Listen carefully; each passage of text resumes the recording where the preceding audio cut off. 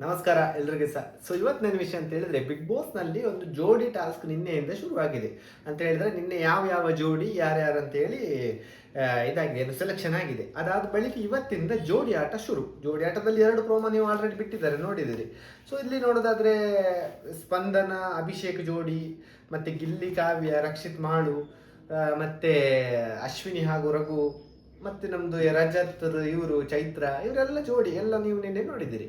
ಇಲ್ಲಿ ಇವತ್ತೊಂದು ಜೋಡಿ ಟಾಸ್ಕ್ನಲ್ಲಿ, ಜೋಡಿ ಆಟದಲ್ಲಿ ಒಂದು ಟಾಸ್ಕ್ ಕೊಡ್ತಾರೆ. ಅಂತ ಹೇಳಿದ್ರೆ 2 ಕಾಲಿಗೆ ಹಗ್ಗ ಹಟ್ಟಿ ಬಾಲ್ ಅನ್ನು ಕಲೆಕ್ಟ್ ಮಾಡೋದು ಒಂದು ಟಾಸ್ಕ್ ಇರುತ್ತೆ.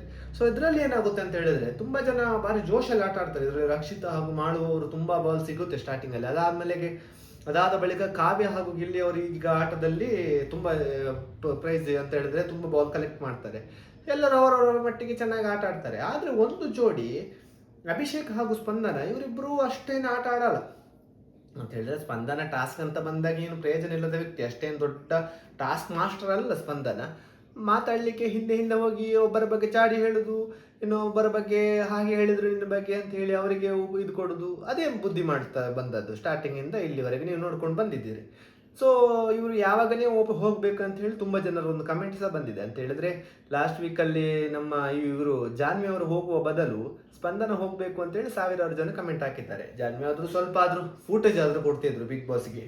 ಸ್ಪಂದನ ಏನು ಅವರ ಬಗ್ಗೆ ಇವರ ಚಾಡಿ, ಇವರ ಬಗ್ಗೆ ಸ್ಟಾರ್ಟಿಂಗ್ ಅಲ್ಲಿ ಮಾಳುವಣ್ಣ ಮಾಳುವಣ್ಣ ಮಾಳುವಣ್ಣ ಅಂತ ಹೇಳ್ಕೊಂಡು ಬಂದು, ನಿನ್ನೆ ಯಾರು ನಿಮ್ಮ ಜೋಡಿ ಆಗ್ಬೇಕಂತ ಹೇಳಿದಾಗ ಮಾಳುಗ ಬೇಡ ಅಂತ ಹೇಳ್ತಾರೆ. ಮಾಡುವನ್ನೇ ನಾಮಿನೇಟ್ ಮಾಡುದು, ಉತ್ತಮ ಬಂದ್ರೆ ಬರುವ ಇವನಿಗೆ ಕೊಡೋದು, ಧನುಷಿಗೆ. ಬರೀಗೆ ಗ್ರೂಪಿಸಮ್ ಗ್ರೂಪಿಸಮ್ ಗ್ರೂಪಿಸಮ್ ಅಲ್ಲೇ ಆಟ ಆಡ್ಕೊಂಡು ಇಲ್ಲಿ ತನಕ ಬಂದಿದ್ದು. ಆ ಬಿಗ್ ಬಾಸ್ ಮನೆಯಲ್ಲಿ ಹೇಳುವ ಪ್ರಕಾರ ಜನರು ಕರೆಕ್ಟ್ ಇದೆ, ಇದು ಅವ್ರು ಏನೇ ಹೇಳಿದ್ರು ಅದು ಕರೆಕ್ಟ್ ಇದೆ.